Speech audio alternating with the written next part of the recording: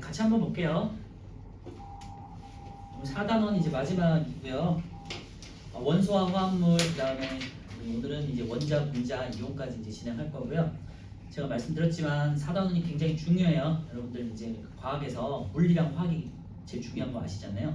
물리는 이제 수학적 바탕이 있어야 되고, 화학 같은 경우는 여러분들 뭐 고등학교 때까지 쭉 해서 이제 계속해서 이어져 나올 건데, 이 화학식을 바탕으로 해서 3학년 때 반응식을 배우고, 그 다음에 이제 통합과학이라든지 이제 화학을 가가지고 계속해서 여러 가지 뭐 물질의 종류라든지 물질의 반응이라든지 물질의 양에 대해서 이제 계산하고 이런 것들이 나올 텐데, 그걸 하는 게 가장 기본이 되는 거라 생각하시면 되고, 우리 영어 할 때 단어 외우고 알파벳 하듯이 그 정도의 이제 화학의 알파벳을 배운다고 생각하시면 되거든요. 그래서 여러 가지 화학식들을 이제 많이 외우라고 말씀드렸었고요. 그래서 간단하게 130페이지에 있는 화학식을 다시 한번 보시면서 이제 간단하게 정리하고 문제로 들어갈게요. 130페이지 한번 펴보세요. 화학식들 다 외우고 계신가요? 이제 원소 기호부터 해서 원소 기호랑 화학식들 다시 한번 볼 테니까 보도록 하시고요. 틈틈이 보시면 저절로 외워지거든요. 그래서 시험 때 돼가지고 외우려면은 이제 실수할 수 있으니까 지금부터 그냥 틈틈이 한 번씩 보시고, 가장 좋은 건 말씀드렸지만 어디다가 써놓고, 예를 들면 포스트잇 같은 데 써놓고요. 해봤자 한 20여 개 정도밖에 안 되잖아요. 원소기호 한 20여 개, 그 다음에 뭐 화학식 한 10몇 개 해서 한 30여 개 정도거든요. 그거를 한 번에 딱 써놓고 딱 붙여놓으세요. 그리고 이제 틈틈이 보시면 좋을 것 같아요. 등굣길에 보든지 아니면 쉬는 시간에 보든지 해도 되고. 네. 그래서 130페이지 아래쪽에 있는 원소 기호 한번 보시면요, 여러 가지 원소들이 나와 있는데, 원소라는 거는 이제 자연계에 존재하는 이제 120여 가지의 원소들이 있다고 했잖아요. 그 원소에 대해서 하나하나의 기본 성분이나 성질을 따질 때는 원소라는 표현을 쓴다고 그랬죠. 그리고 물질을 이루고 있을 때는 원자라는 표현을 쓴다고 그랬어요.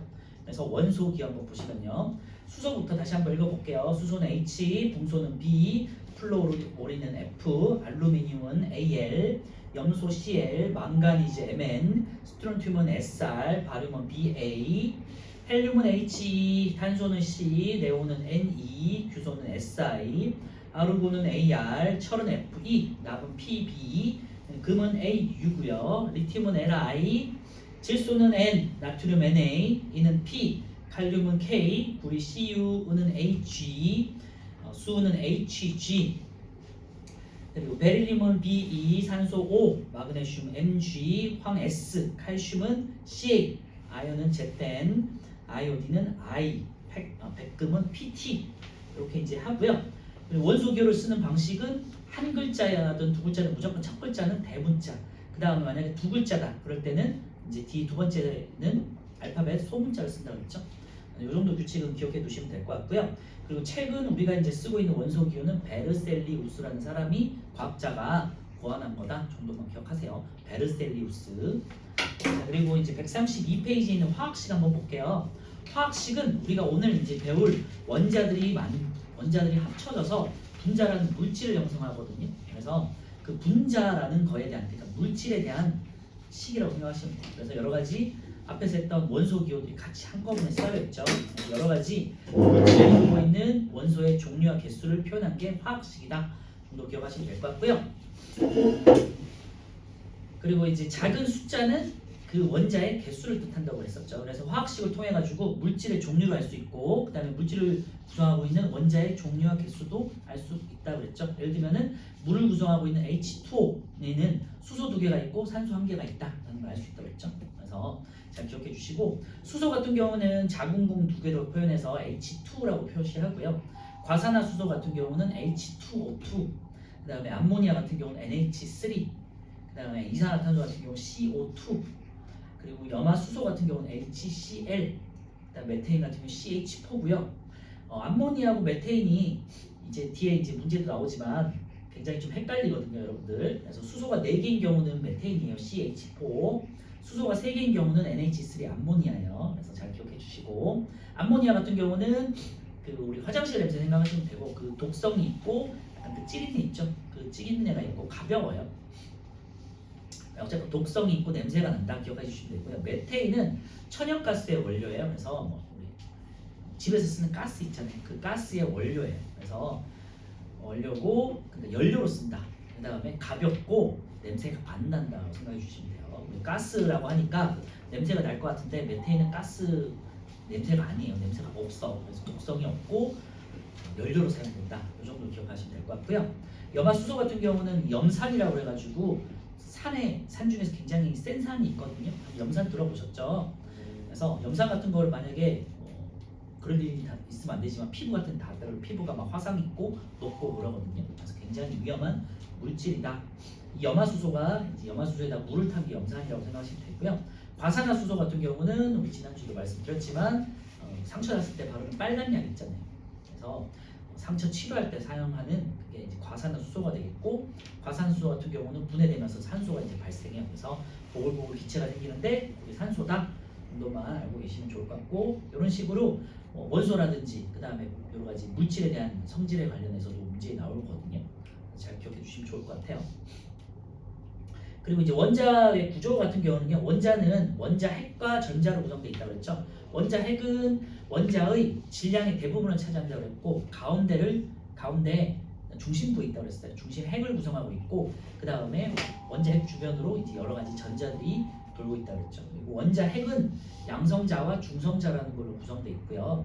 양성자 한 개당 플러스 1이에요. 그래서 양성자가 늘어날수록 양전하량도 늘어나겠죠. 플러스 전하량이 늘어난다는 소리예요. 그래서 수소부터 플러스 1, 플러스 2, 플러스 3, 플러스 4, 플러스 5 뭐 이런 식으로 이제 늘어날 건데, 그게 이제 양성자의 개수만큼이다 생각하시면 될 것 같고요.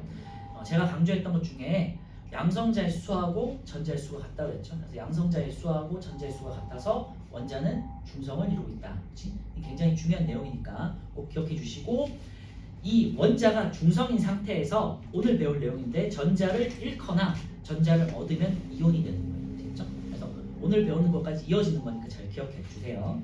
그래서 원자라는 거는 원자핵이 가운데 있고 주변에 전자가 돌고 있다. 그 다음에 원자는 대부분이 빈 공간이다. 그리고 질량의 대부분은 원자핵이 가지고 있고 전자는 거의 무시할 만하다라는 거 꼭 기억하세요. 그래서 마지막에 이제 원자 구조의 모양 같은 거 보시면요, 가운데에 양성자의 수만큼 전자들이 이제 돌고 있잖아요. 그래서 수소부터 원자 번호 13번까지를 제가 한번 읽어볼 테니까 같이 한번 기억해 보세요. 자, 수소, 헬륨, 리튬, 베릴륨, 붕소, 탄소, 질소, 산소, 플로린, 네온, 나트륨, 마그네슘, 알루미늄인데요. 제가 앞 글자만 따서 외울 테니까 같이 한번 기억해 보세요. 자, 수해, 리베, 붕탄, 질산, 푸네, 나마, 알 13개예요. 알겠죠?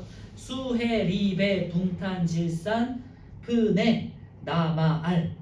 수해, 리베, 붕탄, 질산, 푸네, 나마, 알. 아시겠죠? 그래서 13개 꼭 기억하시면은 문제 푸는데 굉장히 빨리 풀 수 있거든요. 예를 들면은 양성자 18개 아니고 양성자가 8개가 나와 있어. 플러스 8이 나와 있어. 이건 산소거든요. 8번째. 그치? 이런 식으로 이 순서를 기억하고 계시면은 문제 풀 때 굉장히 빨리 풀 수 있고요. 보통 플러스 3, 플러스 8, 그 다음에 플러스 9 이런 것들이 많이 나오거든요. 플러스 3은 리튬, 플러스 8은 산소, 플러스 9는 플로린이에요. 그래서 이런 것들 잘 기억하고 계시면 많이 도움이 돼요. 다시 한번 해볼게. 마지막으로 수해, 리베, 붕탄, 질산, 푸네, 나마, 알. 한글로라도 써놓고 꼭 기억하세요. 그리고 이제 134페이지 마지막으로 주기율표에 대해서 한번 알아봤는데요. 정확하게 이제 원소는 118개가 있다고 그랬잖아요. 그래서 90여 가지가 자연계에서 이제 우리가 발견한 거고, 나머지 20여 가지는 이제 과학자들이 인위적으로 만들어낸 거라고 했었고요. 그거를 원자 번호 순으로 이제 나열한 게 주기율표가 되겠고, 어떤 규칙이 있거든요. 자세한 규칙 같은 경우는 우리가 고등학교 통합과학에서 배울 거고요. 오늘 간단하게 1쪽하고 18쪽에 대해서만 이제 기억하시면 될 것 같고요. 어쨌건 어떤 주기에 따라서 화학적 성질에 따라서 주기적으로 나열한 표가 주기율표다 기억하시면 될 것 같고요. 이거를 최초로 구하는 사람은 멘델레프라는 러시아 과학자고요. 그래서 한 6, 70여 가지를 체계적으로 한번 정리를 했었고, 그 당시에는 발견되지 않았던 원소들은 이제 빈칸으로 뒀었어요. 그런데 이제 그런 것들이 나중에 이제 추가가 되면서 모즐리라는 과학자가 지금 현재에 맞춰서 현대적인 기준에 맞춰서 이제 체계열적으로 118가지를 다시 한번 정리한 걸 우리가 배우는 거다. 멘델레프가 최초로 이제 정리를 했고, 그 다음에 현대적으로 다시 한번 정리한 사람이 모즐리라는 과학자고요. 멘델레프는 원자량이란 걸 기준으로 했고, 그다음에 모듈리 우리가 지금 배우고 있는 건 양성자 순이라고 생각하시면 돼요. 그래서 1쪽부터 이제 18쪽까지 족이라는 거는 세로 줄이었고요. 18가지의 족이 있었어요. 1쪽부터 18쪽까지.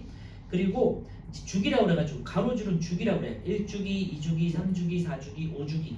그래서 주기라는 거는 이제 전자라는 것들이 있을 수 있는 공간이라고 했어요. 그래서 전자 껍질이라고 표현하는데 가장 안쪽부터 첫 번째, 두 번째, 세 번째, 네 번째, 다섯 번째 식으로 바깥으로 이제 껍질이 커진다 이렇게 생각하시면 될 것 같고 잘 머릿속에 안 들어올 때는 우리 태양계에 있는 행성처럼 생각하라고 그랬죠. 안쪽 궤도, 바깥쪽 궤도 이렇게 몇 가지 궤도들이 있잖아요. 그지? 그 궤도에 행성들이 하나씩 이렇게 있는 거잖아요. 그런 식으로 이제 궤도를 생각하시면 될 것 같고 첫 번째 주기에는 전자가 2개까지만 들어갈 수 있어서 원소가 딱 2개가 있어요. 수소하고 헬륨. 1쪽하고 18쪽이고요. 그 다음에 2주기부터 3주기까지는 8개씩 들어갈 수 있어요. 그래서 이제 보시면은 리튬, 베릴륨, 질소, 탄소, 그 다음에 질소, 탄소, 붕소, 탄소, 질소, 산소, 플로린, 네온 이렇게 8개가 들어가고요. 꽉 채운 다음에 다시 이제 세 번째 주기에 그 세 번째 껍질에 전자가 하나씩 또 추가된다고 생각하시면 돼요. 나트륨, 마그네슘, 알루미늄, 규소, 인, 황, 염소, 아르곤까지 들어가고 또 다음 껍질로 넘어간다고 생각하시면 되고요. 이제 우리는 이제 보통 제가 12번에서 13번까지는 꼭 외우자 그랬잖아요. 수에립의 붕탄질산푼의 남아 R까지 기억하시면 좋고요. 이제 고등학교 때까지는 보통 한 이제 칼륨, 칼슘까지 20번까지는 이제 기억하셔야 되거든요. 그래서 갈수록 이제 외우는 양이 늘어나니까 지금부터 조금씩 봐두시면은 많이 도움이 되시고요. 주기율표를 외우고 계시면은 나중에 화학 문제 풀 때 많이 도움이 되고 빨리 풀 수 있어요. 참고하셔서 틈틈이 보시면 좋을 것 같고요. 이 많은 원소들을 우리가 다 공부하진 않고요. 1쪽하고 18쪽 있죠. 1쪽은 제일 왼쪽에 있는 거, 18쪽은 제일 오른쪽에 있는 거를 2개만 배우시면 되고요. 1쪽에서 한 3개 정도. 그래서 수소, 리튬, 나트륨, 칼륨 있는데 수소는 비금속이에요. 그래서 밑에 있는 리튬, 나트륨, 칼륨하고 경량성이 달라. 성질이 다르기 때문에 딱 3개, 리튬, 나트륨, 칼륨 이 3개를 꼭 기억하시고요. 그래서 묶어서 생각하세요. 리튬, 나트륨, 칼륨 3개. 그다음 18쪽에 있는 끝에 있는 애들 있죠. 헬륨, 네온, 아르곤 요 정도 3개 꼭 기억하셔야 돼요. 그래서 1조 원소라는 건요. 이제 금속 중에서도 반응성이 가장 큰 금속을 말하는데 제가 알칼리 금속이라고 말한다고 했잖아요. 1쪽을 알칼리 금속이라고 한다는데 알칼리라는 거는 물과 반응해서 염기라는 성질을 띠는 금속들을 말한다고 했거든요. 자세한 거는 고등학교 때 배울 거니까 그냥 참고로만 해두시고 대신에 물과 반응이 크다. 물과 반응을 크게 한다. 정도만 기억하시면 돼요. 그리고 공기 중에 있는 산소와도 반응을 하기 때문에 금속이라는 건 일반적으로 반짝반짝하는 광택을 띠고 있잖아요. 그런데 공기 중에 산소와 닿으면은 광택을 잃어버려요. 그래서 얘를 보관하기 위해서 오른쪽에 이제 보시면은 플러스 강의에 리튬이나 나트륨 같은 1조 원소를 보관할 때 물과 산소와 닿지 않도록 이렇게 기름 같은 데다가 석유, 벤젠, 파라핀 이런 데다가 이제 보관한다고 이제 쓰여 있죠. 그래서 어떤 액체 속에다가 보관한다 정도만 기억하시면 돼요. 왜? 물과 공기와 반응을 잘하기 때문에. 그 정도 기억하시면 되고 물과 반응하면은 이제 수소 기체가 발생하고 산소와도 반응하면 광택이 사라진다. 이 정도 2개 꼭 기억하시고요. 당연히 금속이니까 단단하고 그 다음에 광택이 있다. 그리고 전기를 잘 전달한다. 정도만 꼭 기억하세요. 그럼 18쪽 이제 오른쪽에 있는 18쪽은요. 헬륨, 네온, 아르곤 요 3개를 꼭 기억하라고 말씀드렸었고요. 얘네는 반응을 하지 않아. 공기든 물이든 반응을 하지 않아. 1쪽은 반응성이 굉장히 컸잖아요. 물과 산소와 반응을 잘했는데 18쪽은 반응을 하지 않아. 그래서 얘네를 반응성이 없다 그래서 비활성 기체라고 해요. 활성이 없다. 그래서 반응을 하지 않기 때문에 비활성 기체라고 한다고 그랬고요. 실온에서 이제 보통 기체 상태로 존재하고 안정적이다 정도만 기억하시면 돼요. 그리고 헬륨, 네온, 아르곤의 각각의 이제 쓰임새들이 있죠. 헬륨 같은 경우는 잘 아시겠지만 풍선 같은데, 비행선 같은데 충전재로 사용해요. 가볍고 반응하지 않기 때문에. 그다음 네온 같은 경우는요, 이제 광고 네온 사인이라고 해가지고 광고판에 이제 반짝반짝한 불 들어오는 거 있잖아요. 그 네온 이제 광고판에 많이 사용하고 전등으로도 쓰이고요. 아르곤 같은 경우는 이제 반응성이 없기 때문에 산소와 반응하지 않기 때문에 용접용 보호기체로 많이 사용한다 정도만 기억하시면 될 것 같습니다. 네, 그러면 이제 140페이지 한번 볼게요. 자, 원소에 대한 설명으로 옳은 거 돼 있는데요. 1번 물질을 이루는 기본 성분이다. 네, 맞죠? 기본 성분이라는 이제 용어가 쓰였을 때는 원소를 표현하는 거고요. 뒤에서 하겠지만 기본 입자다. 물질을 이루고 있는 기본 입자다라고 해서 입자라는 표현이 있으면 원자라는 이제 에 대한 개념이에요. 그래서 기본 성분, 어떤 뭐 원자의 성질 이런 걸 따질 때는 원소라는 표현을 쓴다라고 기억해 주세요. 2번에 다른 종류의 물질로 분해될 수 있다고 그랬는데요. 물질이라는 거는 어떤 성질을 가지고 있고 물 같은 걸 말하는 거예요. 그래서 어떤 성질을 가지고 있는 물의 성질을 가지고 있는 가장 기본은 물이잖아요. 물을 더 분해하면은 이제 원자가 되고 원자를 분해하면 원자 핵이 되고 전자가 되겠지만 이런 것들은 물질은 아니잖아요. 그래서 2번은 틀렸죠. 그래서 지금까지 알려진 원소는 118가지. 그래서 한 러프하게 한 120가지 정도 기억하시면 될 것 같아요. 4번에 아세트산, 이산화탄소 이런 것들은 이제 물질이에요. 오늘 배운 이제 분자라는 표현을 쓰고요. 대부분의 물질은 한 종류의 원소로 이루어져 있다는데 대부분의 물질은 여러 종류의 원소로 이루어져 있고 금이든 은이든 산소 같은 것들 일부 애들만 이제 한 종류의 원소로 이루어져 있죠. 대부분은 화합물이라고 해가지고 여러 종류의 원소들로 이루어져 있다. 기억하시면 될 것 같아요. 1번은 1번이고요. 2번에 화합물에 대한 설명이 있는데요. 두 종류 이상의 원자가 모여 있다. 네, 맞죠? 성분 물질의 성질을 가지지 않는다 그랬는데요. 예를 들면은 물을 생각해 보시면 물은 수소와 산소로 돼 있잖아요. 근데 수소의 성질도 잃어버리고 산소의 성질도 잃어버린 게 물이죠. 물이란 거는 수소와 산소가 만나서 전혀 다르게 만들어진 거예요. 그죠? 그래서 성분 물질의 성질을 가지지 않는다는 거는 원소 혹은 원자의 성질을 가지지 않을 때 표현하는 거예요. 그래서 니은도 맞아요. 화학적인 방법을 이용해서 분해할 수 있다가 되겠죠. 그래서 예를 들면 물을 전기 분해했다. 물을 뭐 전기를 통해 가지고 분해를 한다거나 아니면은 이제 주철관이라고 해가지고 철에다가 가열을 시켜가지고 뜨거운 철에다가 이렇게 부으면 물이 이제 분해가 되거든요. 그런 식으로 이제 화학적으로 분해할 수 있겠죠. 리을은요, 밀도, 용해도 같은 물질의 특성이 일정하지 않다 그랬는데요. 화합물은 이제 앞에서도 이제 잠깐 다루긴 했지만요. 밀도, 용해도 같은 물질의 특성이 이제 일정한 애들을 말하죠. 하나의 물질이기 때문에.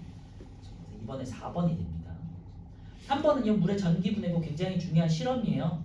그래서 물을 전기 분해해서 이제 수소와 산소로 분해하는데 어느 극에 어떤 원소가 모이고 어떻게 판별하는지를 우리가 알아야 된다고 말씀드렸잖아요. 그래서 물을 전기 분해하면요, 이제 플러스 극하고 마이너스 극으로 나눠질 수 있는데 플러스 극에는 이제 산소가 이제 뒤에서 배우겠지만 음의 성질을 가지고 있어서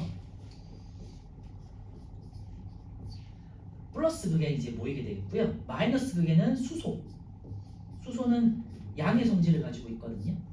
그래서 서로 반대되는 극으로 이제 가겠죠. 그 다음에 산소를 판단하는 방법은 우리 초등학교 때도 많이 배우셨을 텐데 산소는 불을 켜게 하는 성질이 있잖아요. 그치? 향불을 갖다 대요. 향불을 갖다 대면 불이 조금 이제 꺼지려는 향불이 커지겠죠. 그래서 향불을 갖다 대요. 그래서 향불이 타오른다. 수소가 있는 거를 확인하기 위해서는 이제 성냥불을 갖다 대죠. 수소라는 애의 성질은 폭발성이 있어. 그래서 성냥불을 딱 갖다 대면 퍽 하고 이제 터져요. 참고해 주시고, 그래서 수소 같은 경우는 제일 세상에서 가장 가벼운 기체고 우리 우주에서 가장 많은 게 이제 수소거든요. 70 몇 프로가 있어. 근데 예전에는 수소를 가지고 이제 풍선이라든지 비행선 같은 데 충전재로 썼단 말이에요. 그래서 예를 들면 이제 2차 세계대전 때 독일 애들이 이제 비행선을 개발해가지고 비행선을 이제 날려서 뭐 미국을 폭격하거나 유럽을 폭격하려고 했었는데 사고가 많이 났다고 해요. 그래서 뭐 폭발 사고 굉장히 많이 나죠. 이제 불과 나면 터지니까. 그런 이유로는 이제 비행선에다가 수소를 충전하지 않고 이제는 헬륨이라는 기체를 충전하는 거죠. 그렇죠? 그래서 헬륨은 굉장히 가벼워서 풍선을 이제 해보신 친구들은 아시겠지만 이제 둥둥둥 떠서 하늘 위로 쭉 날아가잖아요. 그게 이제 헬륨으로 충전한 풍선이 되겠어요. 어쨌건 요거 잘 기억해 주시고, 그래서 플러스 극에는 산소, 향불, 마이너스 극에는 수소, 성냥불. 무조건 여러분들 시험, 특히 서술형으로 많이 나올 거니까 잘 기억해 주세요. 그래서 답은 5번이에요. 이 실험으로 물은 물질을 이루는 기본 성분이 아님을 알 수 있다. 네, 물은 더 이상 원자가 아님을 알 수 있어요. 왜? 물은 산소와 수소로 나눠지니까. 그죠? 네. 요거를 최초로 이제 실험했던 과학자가 라부아제라고 그래가지고 프랑스 과학자인데 주철관이라서 달궈진 철에다가 물을 부어가지고 최초로 분리를 했어요. 그래서 물이 더 이상 원소가 아닌 거를 증명했던 과학자가 있어요. 그래서 물이란 거는요, 이렇게 현대에서는 전기 분해를 하고 원시적으로는 이제 물을 이제 뜨거운 철에다가 부어서 분해할 수 있다라는 것만 기억해 주시면 돼요. 3번에 5번입니다. 그래서 4번은요, 원소와 화합물에 해당되는 거 그랬는데요. 화합물이라는 거는 여러 가지 원소들이 합쳐진 걸 말하는 거고요. 원소는 딱 한 종류, 한 개로 이루어진 걸 말하는 거예요. 그래서 예를 들면 금 이런 것들이 이제 원소죠. 철도 원소가 되겠죠. 알루미늄도 원소예요. 그래서 기억, 디귿, 비읍이 원소고요. 물이라는 거, 물은 수소와 산소로 돼 있고 메테인은 앞에서도 봤지만 CH4예요. 그러니까 탄소 하나, 수소 4개로 돼 있죠. 그리고 암모니아는 NH3야. 질소 하나, H, 수소 3개로 돼 있죠. 그러니까 니은, 리을, 미음이 화합물이 되겠죠. 그래서 꼭 화학식 기억하고 계셔야 돼요. 4번에 3번입니다. 자, 5번에 원소 기호와 원소 기호에 대한 거예요. 1번 원소를 간단한 기호로 나타내는 걸 원소 기호라고 하겠죠. 2번 베르셀리우스가 제안하였다. 그죠? 3번 원소 기호의 첫 글자는 무조건 대문자. 맞죠? 두 번째 글자는 두 번째 알파벳은 소문자로 한다고 했죠. 그래서 답은 4번, 5번이에요. 첫 글자가 같을 때는 중간 글자를 택하는데 첫 글자 다음에 소문자. 그죠? 같은 원소라도 경우에 따라서는 다른 원소 아니죠. 같은 원소는 항상 같은 원소 기호를 써야 헷갈리지 않겠죠. 그죠? 당연히. 5번에 4번, 5번입니다. 6번에 헬륨은 He, 알루미늄은 Al, 그 다음에 리튬은 Li, 구리는 Cu, Fe는 철, 그리고 황은 S예요. 그래서 6번에 4번입니다. 플로린은 F라고 쓰죠. 원소기호 잘 기억해 주시고요. 7번 NH3 암모니아고요. 자, 이 화학식을 통해서 알 수 있는 건 물질의 종류, 암모니아라는 거 알 수 있죠? 그 다음에 암모니아를 구성하는 건 질소가 1개가 있고 수소가 3개라는 걸 알 수 있죠. 그러니까 원자의 종류와 개수도 알 수 있겠죠. 그 다음에 이 화학식 앞에 만약에 큰 숫자가 있어. 개수라고 그래가지고 앞에 큰 숫자가 있어. 그러면은 만약에 NH3가 앞에 큰 숫자 2개가 있다. 그러면요, 이 NH3라는 물질, 요거를 우리가 이제 오늘 분자라고 해서 배울 텐데요. 분자가 2개가 있구나. 이렇게 해도 알 수가 있겠죠. 그래서 물질이 몇 개가 있는 것도 알 수가 있다. 1번 암모니아 맞죠? 2번 원자의 종류는 질소와 수소 두 종류죠. 그죠? 그래서 3번 물질을 이루는 원자의 총수는 원자가 총 개수가 몇 개냐? 4개가 되겠죠. 질소 1개, 수소 3개에서 합쳐서 4개. 그죠? 종류는 2가지, 총 개수는 4개. 아시겠죠? 무슨 차이인지. 종류는 질소, 수소 2종류, 그 다음에 원자는 총 4개, 질소 1개, 수소 3개. 아시겠죠? 4번은요, 물질을 이루는 질소 원자는 1개, 수소 원자는 3개. 네, 그래서 7번에 3번입니다. 8번은요, 화학식으로 알 수 있는 거, 물질의 종류, 원자의 종류와 수, 기억, 니은, 디귿이죠. 배열이라는 건요, 뭐 예를 들면은 아까 전에 우리 분자 모형에서 이산화탄소는 C를 기준으로 오른쪽 왼쪽에 O가 2개가 이렇게 있잖아요. 이런 거를 배열이라고 해요. 그리고 만약에 HCl이다. H가 하나, Cl이 하나. H2O다. 그러면은 O가 하나, H가 2개. 뭐 이런 식으로. 이게 이제 배열이라는 거잖아요. 그죠? 예. 만약에 물을 이렇게 안 쓰고 H가 가운데 있고 뭐 O가 2개 있고 이런 식으로 쓰진 않잖아요. 그지? 이런 게 배열이라는 거죠. 딱 정해져 있는 거. 근데 이런 거는 우리가 화학식을 통해서 알 수 있는 건 아니죠. 화학식으로는 종류와 개수 이런 것만 알 수 있다. 결합하는 배열이라는 거는 알 수가 없죠. 그래서 8번에 4번입니다. 9번에 이제 물질의 이름과 화학식 꼭 기억하시고요. 수소는 H2, 물은 H2O죠. H2O2는 과산화수소가 되겠고요. 이산화탄소 CO2 맞네요. 9번에 3번입니다. 4번의 염화수소는 HCl이라고 쓰고요. CH4는 메테인이요. 메테인 천연가스의 연료. 그 다음에 5번 과산화수소는요. H2O2라고 그랬죠. 9번에 3번. 10번은요. 여러가지 물질의 화학식과 입자 모형. 답은 3번이요. CH4는요. 수소가 4개가 있는 거잖아요. 그지? 그런데 여기 지금 수소가 3개가 있는 거. 흰공, 조그만 흰공은 수소인데 여기 지금 3개가 있잖아요. 이거는 NH3라고 하는 거예요. 여러분들 시험에서는 이제 프린트가 이제 흑백이기 때문에 당연히 이제 이렇게 주어지는 게 아니고요. 단하고 그 다음에 공 크기가 주어진 다음에 얘는 수소, 얘는 산소 이렇게 주어질 거야. 그거 가지고 이제 분자 모형을 찾는 식으로 나올 거니까 뭐 몇 번 보다 보면 이제 좀 익숙해질 거고요. 그래서 확실히 기억하고 계시면은 이제 찾을 수가 있겠죠, 그죠? 확실히 꼭 기억하세요. 11번은요, 탄소 수소로 이루어져 있다. 탄소는 C, 수소는 H. 탄소와 수소의 개수비가 1대4래. 그럼 CH4 메테인이죠. 답은 5번이에요. 원자의 총수는 5개. 12번 원자에 대한 설명이에요. 물질을 구성하고 있는 기본 입자를 말하고요. 전기적으로 중성이고 원자핵과 전자로 이루어져 있고 원자핵이라는 거는 양성자와 중성자로 이루어져 있고요. 양성자 수만큼 중성자가 합쳐져 있고요. 그 다음에 양성자 수와 전자 수가 같은 게 원자다. 그래서 정기적으로 중성이다 라고 했죠. 12번에 5번이고요. 원자의 종류에 관계없이 양성자 수가 일정한 게 아니고 물질마다 다 양성자 수가 하나씩 다 이제 증가해서 다 달라요. 아시겠죠? 그래서 양성자가 같은 물질은 없다. 원자는 없다. 라고 생각하시면 돼요. 13번 물질이 아니고 원자죠. 원자. 13번은요. 이에 대한 설명을 옳지 않은 것인데 A가 이제 원자핵, B가 전자가 되겠고요. 이제 오른쪽에 있는 CD는요. 원자핵을 구성하고 있는 C는 플러스가 된 건 양성자. 그 다음에 D가 이제 중성자가 되겠죠. 자, 1번 A는 원자핵, B는 전자 맞죠? 답은 2번이네요. C는 플러스 전하를 띄고 D는 전하를 띄지 않아요. 그래서 중성이기 때문에 중성자라고 하는 거고요. 역할은 제가 간단하게 말씀드렸지만 우리가 이제 시험에 나오진 않겠지만 양성자의 그 플러스 반발력을 억제시키기 위해서 강하게 접착시켜주는 역할을 하는 게 중성자라고 그랬죠. 그래서 양성자 수만큼 중성자 수가 있어서 원자핵을 구성하고 있다. 정도만 그냥 기억하세요. 기억하실 것도 아니고 그냥 참고하시면 돼요. 13번에 2번이고요.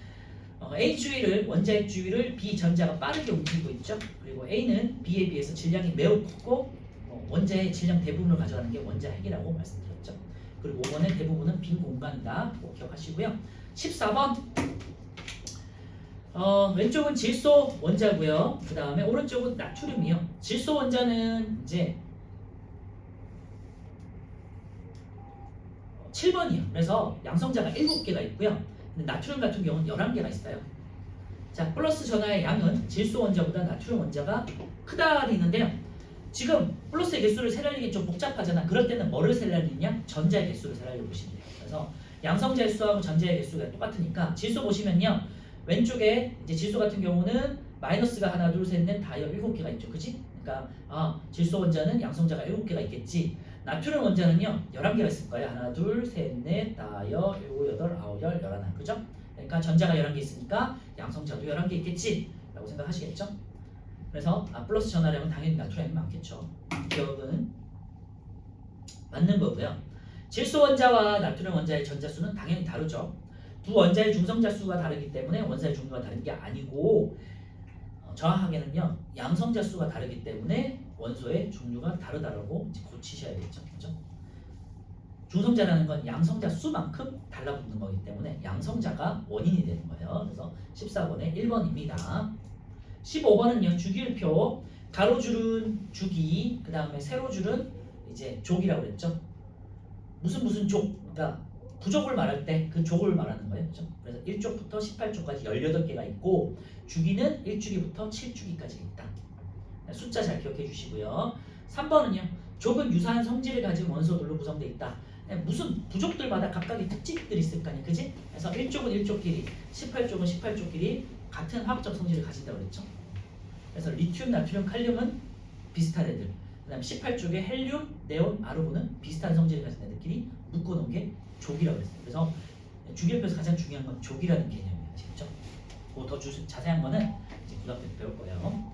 15번의 답은 4번입니다. 주기율표는 원소 기호를 사용해서 원소들을 알파벳 순서가 아니라 양성자 순 혹은 양성자 수 혹은 원자 번호 순 이렇게 기억하세요. 아시겠죠? 양성자 수가 1개부터 118개까지를 쫙 나열한 거다라고 생각하시면 돼요.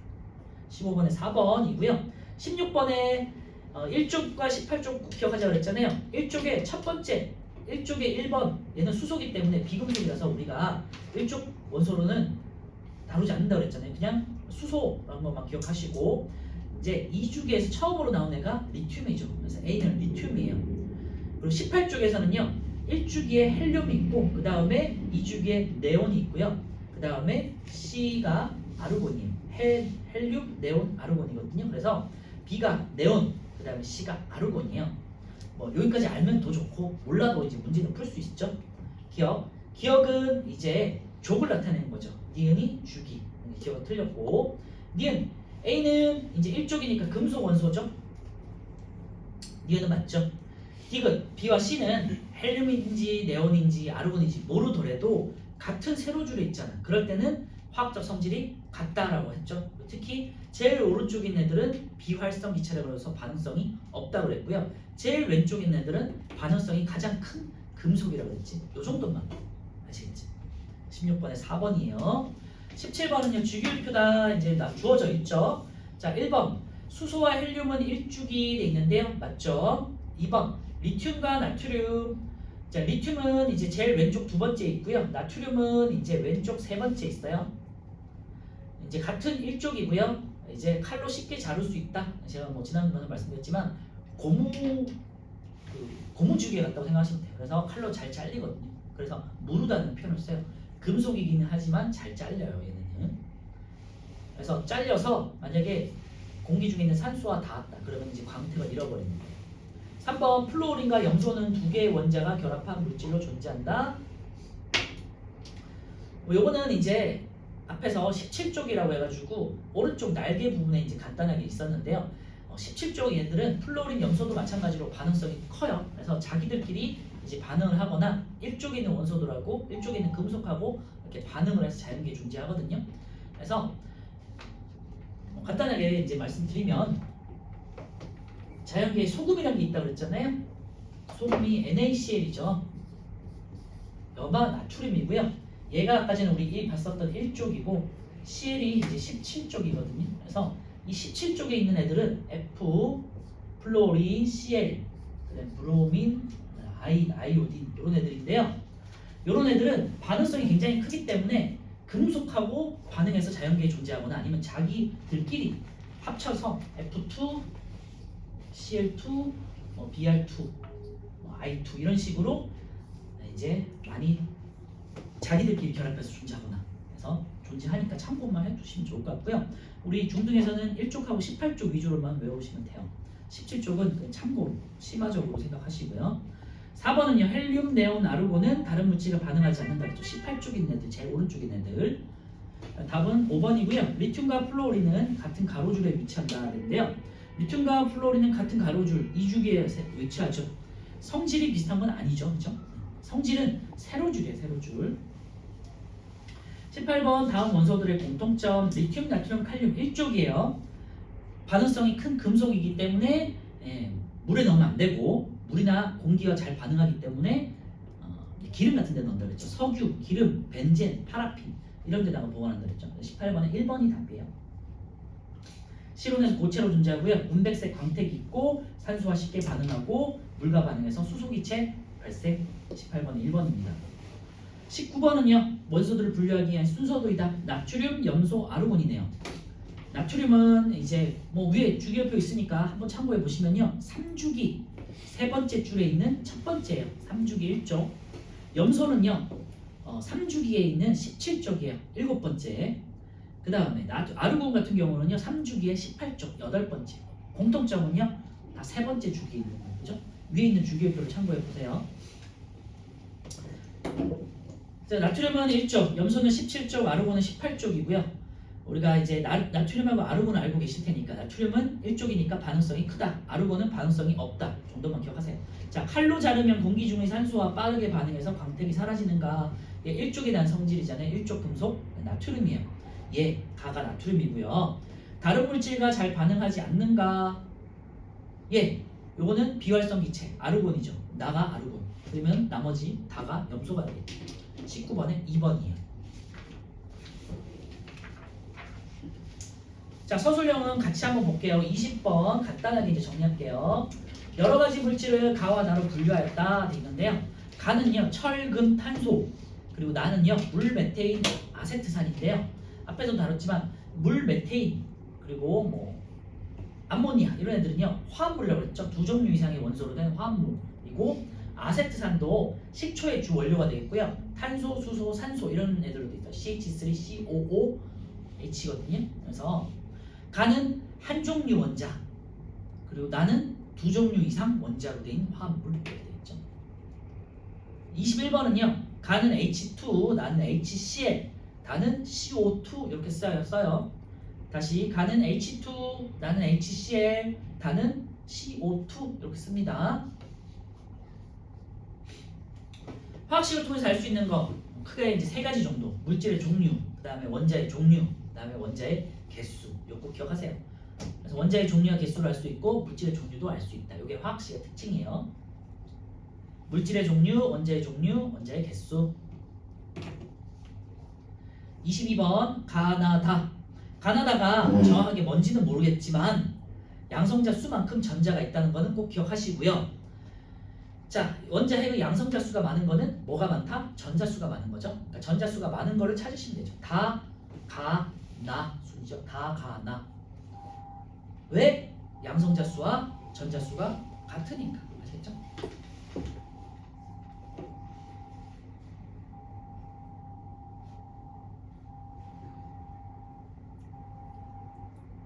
가는요 전자가 6개가 있기 때문에 얘는 6번이요 탄소가 되겠고요. 나 같은 경우는 2개 있으니까 헬륨이에요. 그 다음에 다는요 하나 둘셋넷 다여 일곱 여덟 8개 있으면 산소예요. 8개가 많이 나온다고 했잖아요. 산소 기억해 주시면 좋을 것 같아요.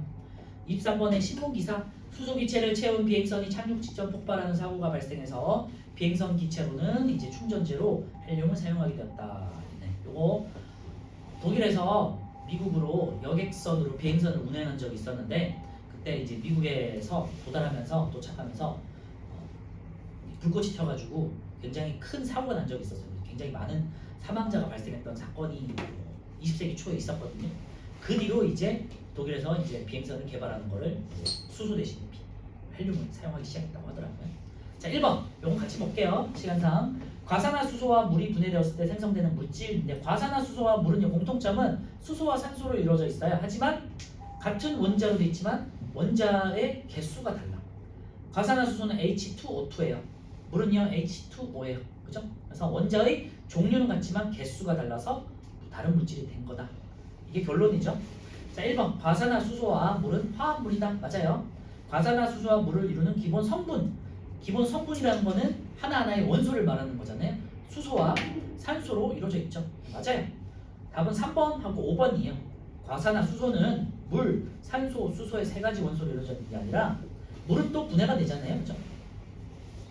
산소하고 수소로 또 분해가 됩니다.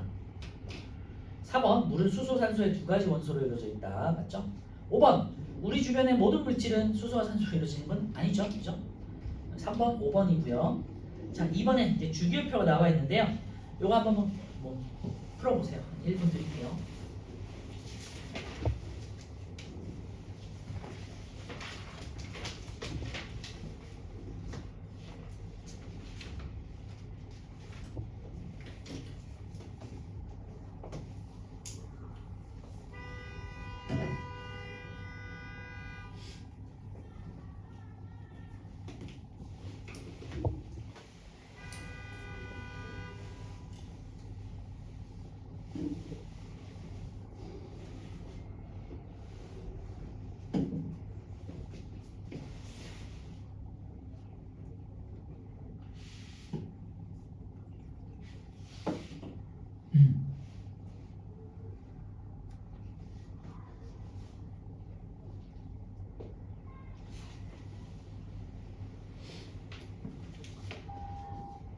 네, 답은 4번입니다. 가나다라에 해당하는 원소도 있는데요. 지금 요런 유형이 앞으로 이제 여러분들이 고등학교에 가시면 이렇게 많이 보실 거예요. 요 유형이 수능 유형이거든요. 그래서 고등학교 때는 문제들이 다 이런 식으로 나와요. 그래서 주기율표 주고 이제 빈칸 주고 그 다음에 그거에 해당되는 원소를 찾든지 원소를 찾는 건 너무 쉬우니까 원소에 대한 성질들 있죠. 그걸 이제 묻는 것들이 나와요. 자, A와 B는 성질이 비슷하다 그랬고요. 성질이 비슷하다는 것은 같은 세로줄에 있어야 되죠. 그러니까 A와 B는 나와 라 중에 하나예요. 원자 번호는 D가 C보다 크다 그랬으니까요. 이제 가와 다가 C하고 D잖아요. 자, 가 그리고 다 그다음에 나 이렇게 있는데요. 첫 번째 다시 A와 B는 성질이 비슷하다고 했으니까 얘네 세로줄이 같은 걸 말하는 거야. 그러니까 얘네가 A하고 B인 거예요. 나머지는 가하고 D가 C, D잖아요. 그런데 두 번째 힌트에서 원자 번호는 D가 C보다 크다고 그랬고요. 이제 밑으로 갈수록 점점 원자 번호라는 게 커진다고 그랬잖아요. 그래서 얘가 D인 거죠. 얘는 그럼 자연스럽게 C가 되는 거지. 그리고 마지막 B와 C는 같은 주기에 속한다 그랬죠. 그러니까 B와 C라는 게 같은 주기에 속한데요. C가 여기 있잖아요. 그러니까 얘가 B가 되겠고 얘는 A가 되겠죠. 이제 이런 식으로 이제 찾으시는 거고 여러분들 이제 학교 시험에서는 이 정도까지 나오진 않을 거지만 앞으로 이제 화학 공부하시면 이제 이렇게 이제 고등학교 때는 문제가 나온다 기억해 주시면 될 것 같아요. 네, 조금만 더 이제 하고 이제 쉴게요. 자, 144페이지는 이제 물질의 구성 입자에서 원자, 분자, 이온 이렇게 되는데요. 이거 이제 짧게 정리할 수 있으니까 앞에 했던 거 반복되는 거라서 쭉 정리하고 여기까지만 하고 쉴게요. 자, 첫 번째 원자. 우리 앞에서도 했지만요. 어떤 물질을 이루는 기본 입자를 다룰 때는 원자라는 표현을 써요. 그래서 원자가 합쳐져서 분자가 되는 거고요. 분자가 쪼개지면 이제 양이온, 음이온으로 쪼개져요. 이렇게 기억하시면 될 것 같고요. 이제 원자는 분자를 이루고 있는 기본 입자다. 이렇게 생각하시면 되고요. 원자가 전자를 잃거나 얻는 거에 따라서 이온이 된다. 오늘 이제 이걸 배우는 거예요. 그래서 물질을 이루는 기본 입자라는 표현 그냥 밑줄만 해놓으시면 될 것 같아요. 자, 첫 번째 대부분의 원자는 원자들끼리 결합을 형성하고 물질을 이룬다. 이 물질이란 게 밑에 있는 그 분자를 말하는 거예요. 그래서 앞으로는 이제 분자라는 용어를 배우기 때문에 물질이라는 표현보다는요 분자라는 용어를 이제 쓰게 될 거예요. 앞에서는 이제 분자라는 용어를 안 배웠으니까 물질을 이루고 있는 원자 이렇게 표현했잖아요. 이제는 분자라는 용어를 배웠기 때문에 분자라는 물질을 이루고 있는 원자 이렇게 이제 용어가 바뀌게 되는 거예요. 그래서 분자를 이루고 있는 원자 이렇게 생각하시면 돼요. 그래서 분자 H2O가 되겠죠. 그리고 원자 H하고 O가 되겠죠. 그 다음에 양이온 H 플러스 O가 마이너스 이런 식으로 이제 배우는 거예요. 2번 18쪽 원소를 이루는 원자는 안정적이다. 우리 앞에서 했지만 18쪽이라는 거는 반응성이 없다 그랬죠. 비활성 기차라고 그랬고 그래서 독자적으로 독립된 상태, 독립 상태로 존재한다. 기억하시면 될 것 같고요. 원자로 이루어진 물질은 그럼 어떻게 있느냐? 어떤 것들이 있느냐? 원자 하나로 이루어진 거. 헬륨.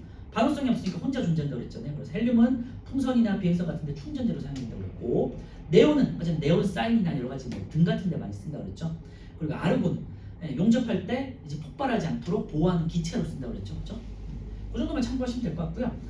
그리고 분자. 이제 밑에 분자인데요. 원자들이 결합해서 독립적으로 존재하며 물질의 성질을 나타낸다고 그랬죠.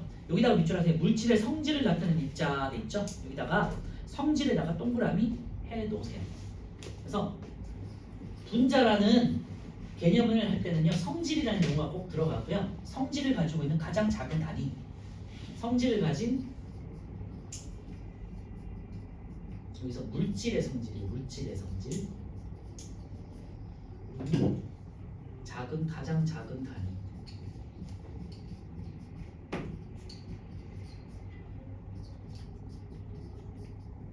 그래서 어떤 물질의 성질을 가진 가장 작은 단위를 분자라고 표현하고요. 이 분자를 이루고 있는 가장 작은 기본 입자를 원자라고 하는 거예요. 그래서 물질의 혹은 분자의 기본 입자. 그래서 분자를 표현할 때는 성질이라는 용어가 꼭 들어가고요. 원자 할 때는 기본 입자라는 용어가 꼭 들어가고 원소라고 표현할 때는 성분이라는 용어가 들어간다고 했죠.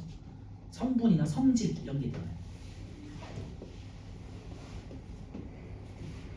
예를 들면요. 물질의 성질을 가진 가장 작은 단위라고 그러는데 물을 생각해 보시면 돼요. 물이라는 거는 물의 성질이 있잖아요. 염화 코발트 종이를 붉게 만드는 성질이 있잖아요. 그지?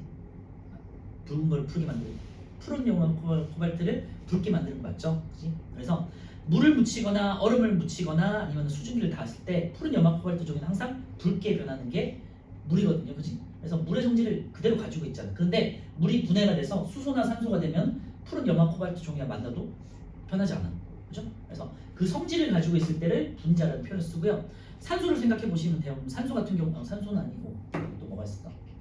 암모니아. 암모니아라는 건 제가 말씀드렸지만 약간 그 찌린내 나고 그 다음에 가볍고 독성을 가지고 있다고 했잖아요. 그 화장실 냄새. 그런데 그 성질을 만약에 암모니아는 NH3잖아요. 만약에 질소하고 수소로 분리가 되면은 그 냄새가 안 난단 말이에요. 그래서 그리고 그 독성이 없어진단 말이에요.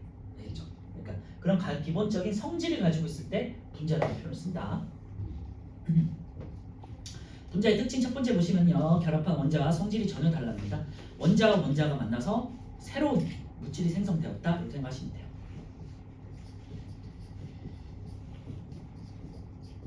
그래서 원자와 원자가 만나서 새로운 분자라는 전혀 다른 물질이 생성되었다고 생각하시면 되고요.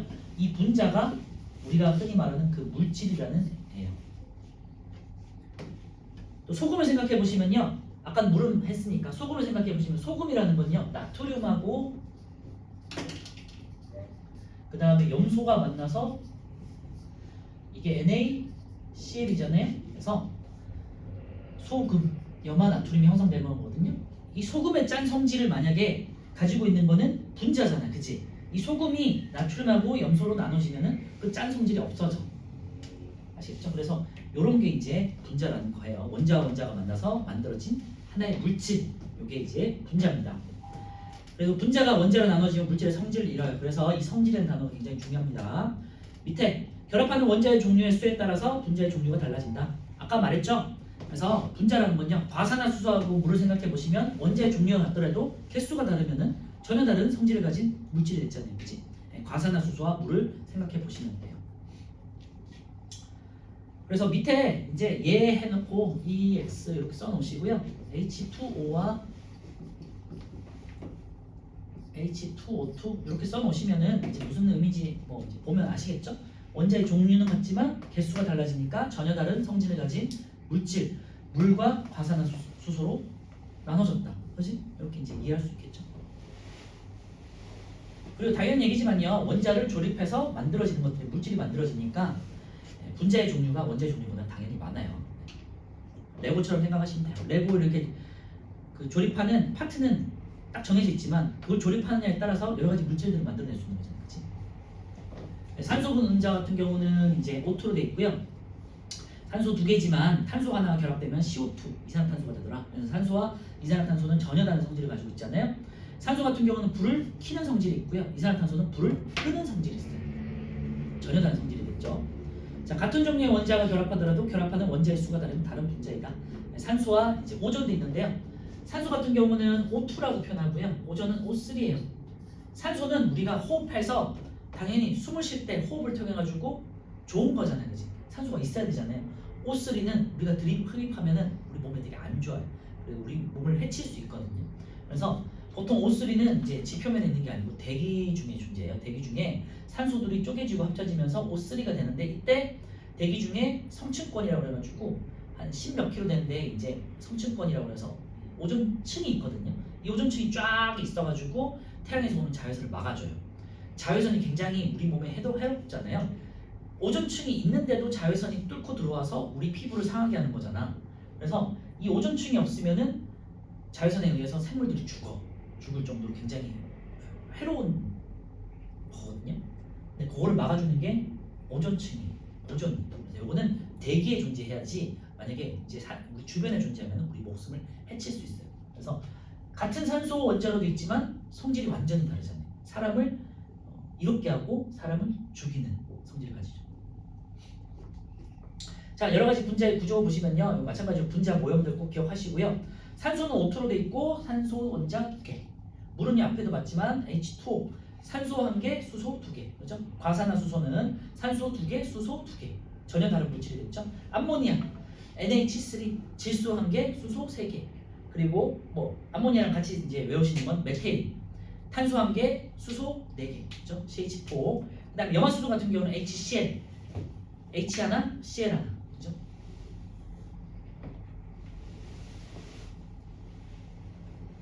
3번에 이제 분자로 이루어진 물질의 예인데요. 메테인, 포도당, 이산화탄소, 이산화탄소, 에탄올 뭐 수많은 물질들이 있지만요. 이 정도는 그래도 성질을 알고 계시면 좋아요.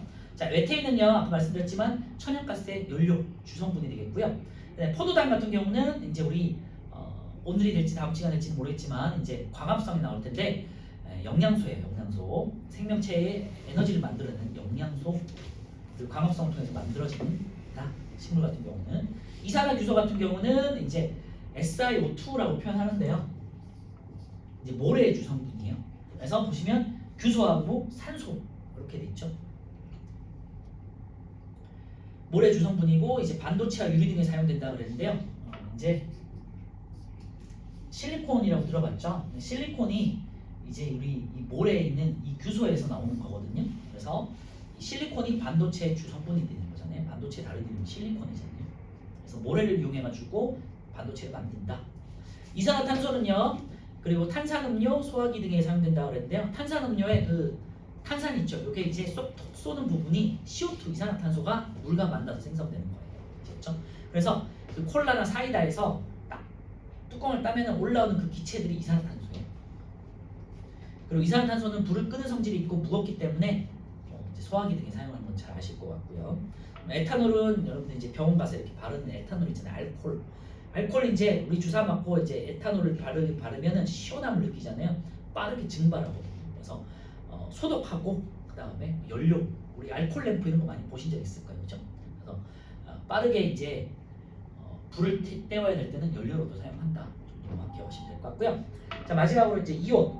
이온은요, 이 원자 상태에서 전자를 잃거나 얻었을 때 이루어지는 게 이제 이온이고요.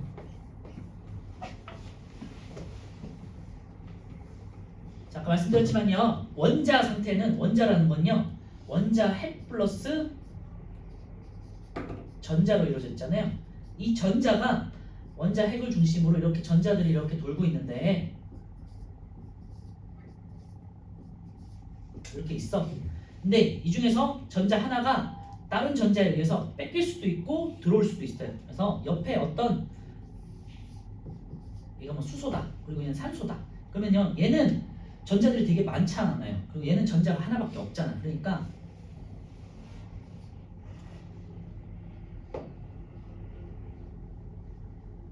서로 간에 어쨌건 주고받는 과정이 있거든요. 그런 건 나중에 배울 텐데. 그래서 얘가 얘를 잡아당겨. 이렇게 반대로 이렇게 잡아당겨. 그래서 얘는 여기로 가는 거야. 전자는 아까 뭐 앞에서도 말씀드렸지만 굉장히 티끌 같은 존재, 먼지 같은 존재라서 쉽게 이동이 가능하거든요. 그래서 이제 전자를 잃을 수도 있고 전자를 얻을 수도 있어. 얘는 전자가 필요해서 이렇게 잡아당기는 거야. 원소들마다 전자를 잡아당기는 애도 있고 버리는 애도 있거든요. 잃거나 얻는 게 정해져 있어, 자연계에는. 뭐 우리는 그런 건 지금 배운 건 아니지만. 그래서 얘는 만약에 수소 같은 애들은 잘 잃는 성질을 갖고 있어요. 그래서 전자를 잘 잡아당기는 애가 있으면은 뺏겨, 이렇게. 그리고 산소 같은 애들은 잘 뺏어오는 애들이야. 예를 들면. 그러면은 산소 같은 애들은 잘 뺏어오니까 전자를 얻죠. 그러면 이런 애들은 음이온이 되는 거예요. 중성 상태에서 마이너스가 많아졌잖아. 그치? 그럴 때는 음이온이 되는 거예요. 그리고 수소 같은 애들은요, 전자를 뺏겨. 그러면 중성 상태에서 마이너스 하나를 뺏겼으니까 플러스가 되겠죠. 이런 이제 수학적 개념은 충분히 다 아실 거니까 이제. 그래서 전자가 잃거나 얻거나 이러면은 양이온이 되고요. 전자를 얻어와, 그러니까 뺏어오면은 음이온이 됩니다. 아시겠죠? 그래서 원자핵이 이동하는 건 아니고요. 원자핵은 절대 이동하지 않고요. 전자가 이동하는데 전자를 뺏기면은 양이온, 전자를 뺏어오면은 음이온인 거예요. 아시겠죠? 그리고 이거는 딱 정해져 있어요. 수소는 항상 플러스야. 리튬은 항상 플러스야. 나트륨은 항상 플러스야. 칼륨은 항상 플러스야.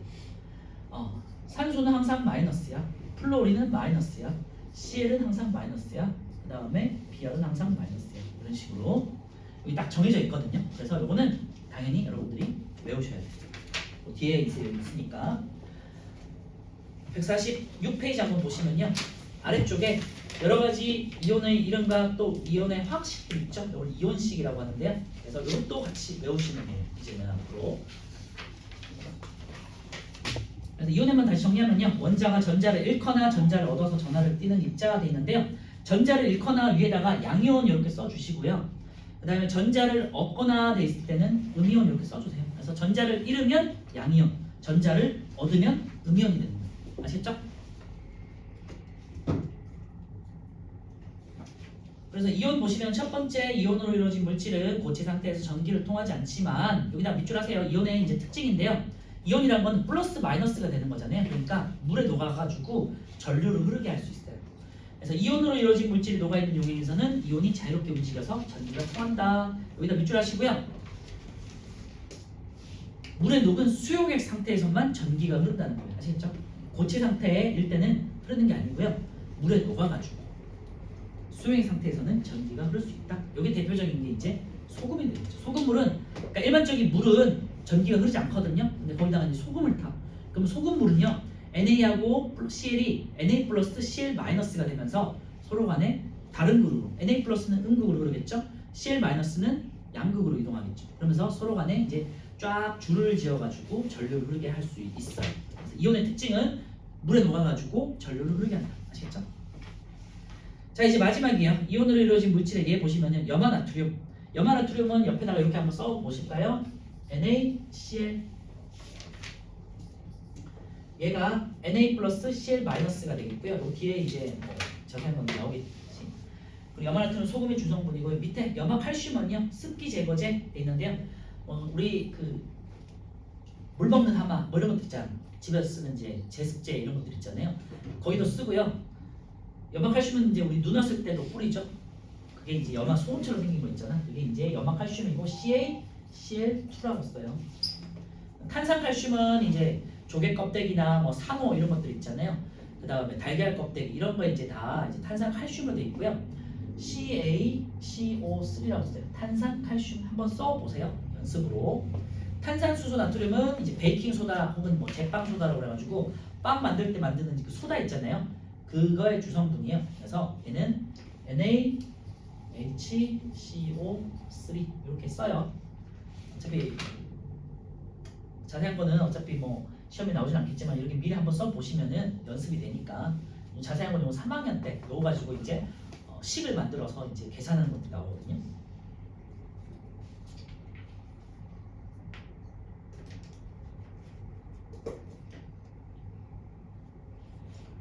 자, 플러스 강의 첫 번째 원자, 원소, 분자에 대해서 한번 보시고요. 원자는 기본 입자, 원소는 기본 성분, 그죠? 그다음에 분자는 그 물질의 성질을 나타내는 작은 단위 이렇게 생각하시면 될 것 같고요.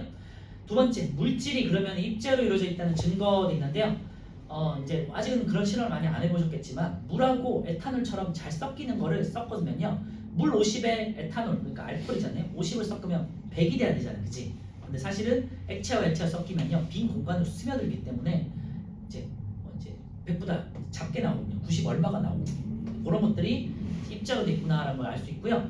이게 이제 이런 그런 식으로 생각해 보시면 돼요. 쌀하고 콩을 섞었다고 생각해 보세요. 쌀 50, 콩 50을 섞었어. 그럼 어떻게 되니? 100이 되는 게 아니라 콩과 콩 사이에 그 공간에다가 쌀이 들어가잖아요. 그죠? 그래서 100보다 훨씬 작게 나오겠죠. 그래서 물질들은 입자로 됐구나라고 생각하시면 돼요. 그리고 3번에 염화나트륨이라는 입자가 분자가 아닐까 돼 있는데요. 염화나트륨 같은 경우는 이온으로 된 입자들이기 때문에 플러스 마이너스가 계속해서 쭉 이어져 있어요. 그래서 밑에 있는 그림처럼 플러스 마이너스가 격자무늬로 계속해서 이어져 있거든요. 그래서 얘네는 분자라고 치지 않는다 정도만 기억하시면 될 것 같아요. 좀 쉬었다가 이제 개념 문제 풀고 이제 이온으로 넘어갈게요. 10분 정도 쉬겠습니다.